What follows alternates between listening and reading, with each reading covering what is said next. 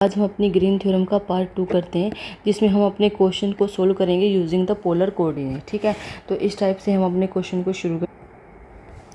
ठीक है, तो जैसे मेरे पास ये क्वेश्चन आता है, अगर मैं इसका सॉल्यूशन करती हूँ। ठीक है, जैसे क्वेश्चन नंबर 1 आ रहा है मेरे पास।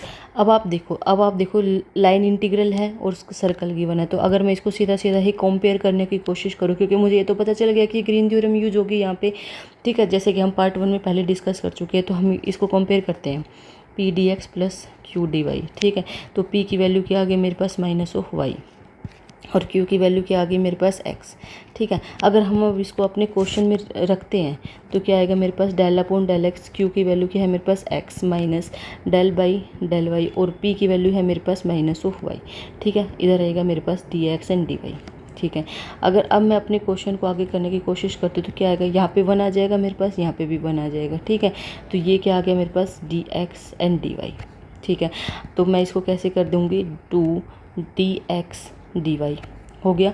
अब इसके बाद इतना क्वेश्चन आ गया मेरे पास। अगर मैं इसको क्या नाम है पोलर कोऑर्डिनेट में चेंज करना चाहती हूँ। ठीक है, अगर अब मैं इसको वैसे तो अगर मैं करना चाहूँ तो सीधा भी कर सकती हूँ, जैसे हम पहले वीडियो में कर चुके हैं, लेकिन सिर्फ पोलर समझाने के लिए अगर मुझे इसको पोलर में चेंज करना है तो फॉर द सर्कल।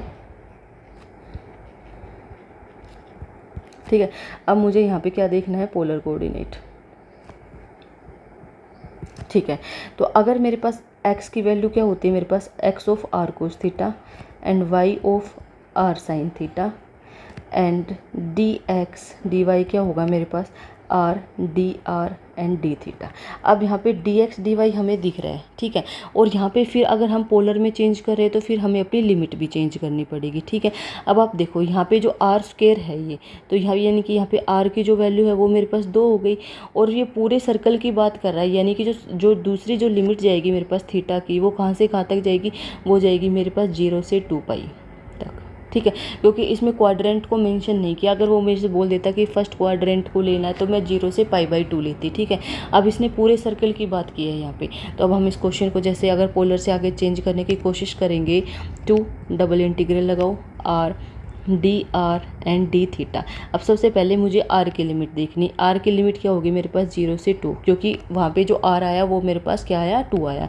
अब ये क्या आएगा मेरे पास 0 से 2 पाई।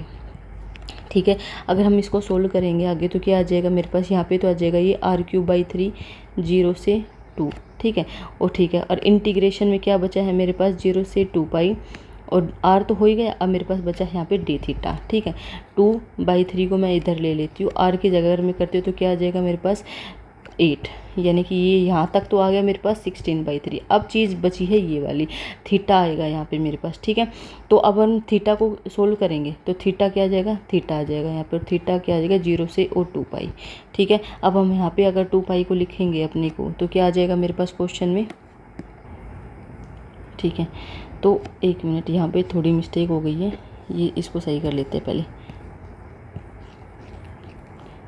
चीज़ को। ठीक है, तो देखो यहाँ पे क्या मिस्टेक हुई, हमारे पास जो r³ लिख दिया था, r² होना चाहिए था, 2 0 से 2 पाई, और ये हो जाएगा मेरे पास r²/2 एंड 0 से 2, और फिर बच गया मेरे पास d थीटा। अगर मैं इसको सोल्व करती हूँ तो 2 ये 2 है, अगर इसको मैं सोल्व करती हूँ तो क्या आएगा मेरे पास 4/2। ठीक है, और इंटीग्रेशन है 0 से 2 पाई एंड डी थीटा।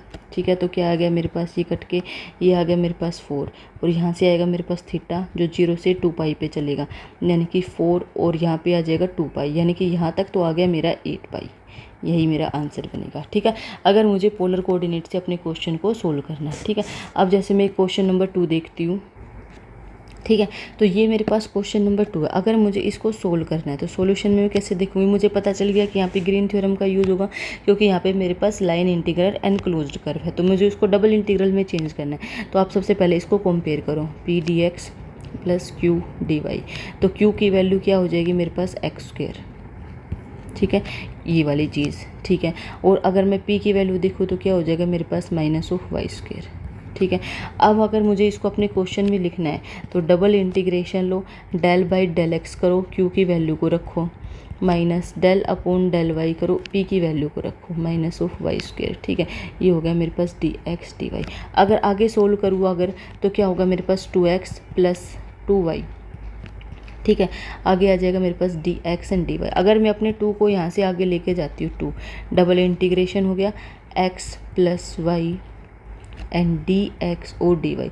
अब आप देखो, अब यहाँ पे तो अगर मैं इसको पोलर कन्वर्ट इनटू पोलर, अब मैं इसको किस में कन्वर्ट करूँगी, पोलर में, कन्वर्ट इनटू पोलर में।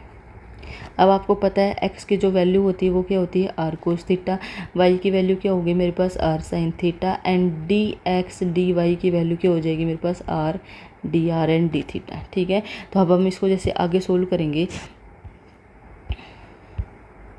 ठीक है, अगर मैं इसको आगे सोल्व करने की कोशिश करूँ तो क्या आएगा मेरे पास, 2 को मैं इधर ले लेती हूँ, ठीक है, ये डबल इंटीग्रेशन है मेरे पास, x की जगह क्या आएगा मेरे पास, r cos theta, plus y की जगह क्या आएगा मेरे पास, r साइन थीटा, बंद करो, ठीक है, फिर आ जाएगा मेरे पास r d r and d theta.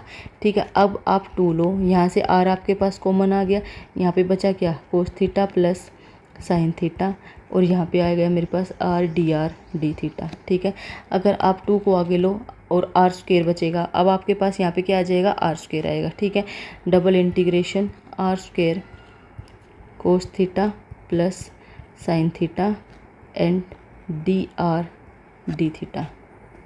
अब आप देखो, यहाँ तक क्वेश्चन आपका बन गया। अब आता है मेन काम इसमें, चेंज ऑफ लिमिट का। अगर हमें चेंज करनी है अपनी लिमिट, चेंज ऑफ लिमिट, तो इसमें जो क्वेश्चन गिवन है मेरे पास वो क्या है, मेरे पास x square plus y square, जो सी गिवन है वो क्या है मेरे पास 1 तक, यानी कि होल सर्कल की बात कर रहा है। तो पहली बात तो 0 से 2 पाई मेरा यहाँ पे आ जाएगा। ठीक है, अब ये 1 पे है तो रेडियस मेरा 0 से 1 आ गया। ठीक है, तो अगर अब हम अपने क्वेश्चन को आगे सोल्व करने की कोशिश करेंगे, तो अब देखो, अगर आप सोल्व करने की कोशिश करोगे भी ना, तो भी ये, अगर यहाँ पे मेरे पास 2 पाई आ रहा है, अगर हम किसी भी वैल्यू में अगर 2 पाई लिखेंगे तो वो मेरे पास 0 पे ही जाएगा। ठीक है, तो इसका आंसर सीधे भी मैं 0, क्योंकि मुझे पता है कि अगर मैं सोल्व करने को r³/3 करूँ, जैसे मैं आपको सोल्व करके दिखाती हूँ 2, पहले अगर मुझे r को सोल्व करना है तो क्या आएगा मेरे पास, r³/3 0 से 1 इंटीग्रेशन 0 से 2 pi and cos theta plus sine theta. ठीक है, और डी थीटा आ जाएगा यहाँ पे। अगर मैं इसको सोल्व करूँगी तो क्या आएगा, 2/3 आ जाएगा। ठीक है, अगर अब मैं साथ के साथ इसको भी सोल्व कर देती हूँ, ठीक है, कोस थीटा का इंटीग्रेशन करूँ तो क्या आएगा मेरे पास, साइन थीटा, और साइन थीटा का आएगा माइनस ऑफ कोस थीटा। अब 0 से 2 पाई, अगर आप यहाँ पे भी 2 पाई लिखोगे एंड यहाँ पे 2 पाई लिखोगे, तो यानी कि ये वाली कंडीशन तो आपके पास 0 बनेगी, यानी कि आंसर आपके पास 0 आ जाएगा। तो इस तरीके से पोलर कोऑर्डिनेट से हम अपने क्वेश्चन को सोल्व कर सकते हैं। जैसे मैं इसका एक और क्वेश्चन, ठीक है, तो जैसे मैंने अपना ये क्वेश्चन लिया, और अगर अब मुझे इसका सॉल्यूशन करना है, तो अब देखो, ये पता चल गया हमें कि ग्रीन का यूज़ होगा। जी हाँ, ठीक है, close curve C line integral and y³ and x³ दोनों ही कॉन्टीन्यूस होंगे डोमेन पे। तो हम अगर इसका यूज करें तो p देखो, p क्या होगा मेरे पास, माइनस ऑफ y³। ठीक है, q क्या होगा मेरे पास, x³। ठीक है, अगर हम इसको अब क्वेश्चन में पुट करते हैं, double integration double del of del x³ करते हैं तो x³ आ जाएगा, minus del upon del y, और ये आएगा मेरे पास माइनस ऑफ y³। ठीक है, और इधर आ जाएगा मेरे पास dx dy। आगे सोल्व करेंगे तो क्या आएगा मेरे पास, 3x² प्लस 3y², और फिर यहाँ पे आ जाएगा मेरे पास dx एंड dy। ठीक है, अगर मैं 3 को आगे कॉमन ले लेती हूँ तो क्या बचेगा मेरे पास, यहाँ पे x² प्लस y²। ठीक है, और ये हो जाएगा dx एंड dy। ठीक है, अब 3 को आगे कॉमन लो, double integrate x² plus y² क्या होता है मेरे पास, r², और dx dy को अगर अब मैं पोलर में चेंज कर रही हूँ इनको, तो ये क्या होता है मेरे पास, r d r and d theta. ठीक है, अब हम आगे देखते हैं, तो 3 डबल इंटीग्रेशन लगाओ, r³ D R D theta. अब देखो, यूनिट सर्कल था वही, 0 से 1 जाएगी लिमिट, 0 से 2 पाई जाएगी लिमिट। ठीक है, अगर हम इसको अब सोल्व करेंगे तो क्या आएगा मेरे पास, 3 0 से 2 पाई, r³ का क्या हो जाएगा, r4/4 0 से 1 एंड डी थीटा। तो अब क्या होगा आगे, 0 से 2 पाई, ये कितना हो जाएगा मेरे पास 1/4, यानी कि मैं इसको बाहर लिख लूँ, और यहाँ पे बचेगा मेरे पास डी थीटा। ठीक है, आगे अगर क्वेश्चन को सोल्व करना है तो 3/4, और यहाँ पे आ जाएगा फिर मेरे पास 2 पाई, तो काट दूंगी अगर मैं, तो क्या आ जाएगा मेरे पास 3π/2 आंसर। ठीक है, तो इस तरीके से कर सकते हैं। अब जैसे मैं एक और क्वेश्चन लेके करती हूँ इसमें, ठीक है, अब जैसे अगर मेरे पास ये क्वेश्चन, अगर मुझे इसका सॉल्यूशन देखना है, पता चल गया ग्रीन थ्योरम का यूज होगा यहाँ पे। ठीक है, तो यहाँ पे p की वैल्यू क्या है मेरे पास, माइनस ऑफ y/2, q की वैल्यू क्या है मेरे पास, x/2। ठीक है। अब हम क्वेश्चन को आगे सोल्व करते हैं। जैसे कि क्वेश्चन को अगर आगे सोल्व करना है, double integration del by del x करो क्यू का, यानी कि एक्स बाई टू का करो, फिर minus del upon del y करो पी का minus of y by two का, ठीक है।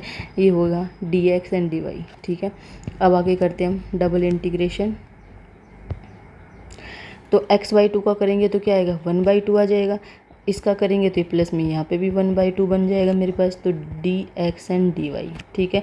तो इसको करेंगे तो क्या आ गया मेरे पास 1 d x and d y, ठीक है। अब आप देखो आपके पास गिवन क्या था, सर्कल गिवन था, ठीक है। तो सर्कल से अब हम आगे करेंगे, डबल इंटीग्रेशन लगाएंगे यहाँ पे डी एक्स डी वाई क्या बनेगा, पोलर में चेंज करेंगे तो आर डी थीटा। जो आर है वो मेरा 0 से 3 है और ये जो है वो मेरा 0 से 2 पाई है। तो अगर हम इसको आगे अगर सोल्व कर लेंगे तो क्या क्या बन जाएगा मेरे पास, आगे सोल्व करने पर ये आंसर आ जाएगा इसका मेरे पास 9 ऑफ पाई। जैसे मैं आपको सोल्व करके भी दिखा देती हूँ। जैसे आर है तो r²/2, 0 से 3, तो ये हो जाएगा 2 4 8, 8/2, यानी कि कट के यहाँ पे सीधा 4 आएगा, ठीक है। 4 आ गया, सही आया ना, r²/2, 0 से 3, ठीक है, ओके। अब हम यहाँ पे आ गया 4, अगर हम इसको थीटा को करेंगे तो ये थीटा आ जाएगा 0 से एंड 2 पाई, ठीक है। तो 8 पाई आ रहा है ना, एक मिनट, r है तो r²/2, 0 से 3 की लिमिट थी ना, तो यहाँ पे तो 27 बनना चाहिए ना, 23 3 27/2, ठीक है। तो अब हम करेंगे इसको जैसे आगे, तो ये बनेगा मेरे पास यहाँ पे, तो यहाँ पे मेरे पास 27/2 बन रहा है और यहाँ पे मेरे पास 2 पाई बनेगा, ठीक है। तो इस तरीके से हम आगे क्वेश्चन को सोल्व कर देंगे, तो ये मेरे पास 27 पाई इसका आंसर आ जाएगा, ठीक है। तो इस तरीके से ग्रीन थ्योरम का यूज़ करके हम अपने क्वेश्चन को आगे कर सकते हैं। सबसे पहले अगर हमें क्या मिलता है, ये इसके कुछ टिप्स हैं, ठीक है। टिप्स में हम क्या देखेंगे, जैसे पहले अगर मेरे पास double integration 1 of d a हो जाता है, यानी कि ये डी एक्स डी वाई हो जाता है, तो सीधा इसका आप क्या निकालो, एरिया निकालो। टिप्स 1 है ये, ठीक है।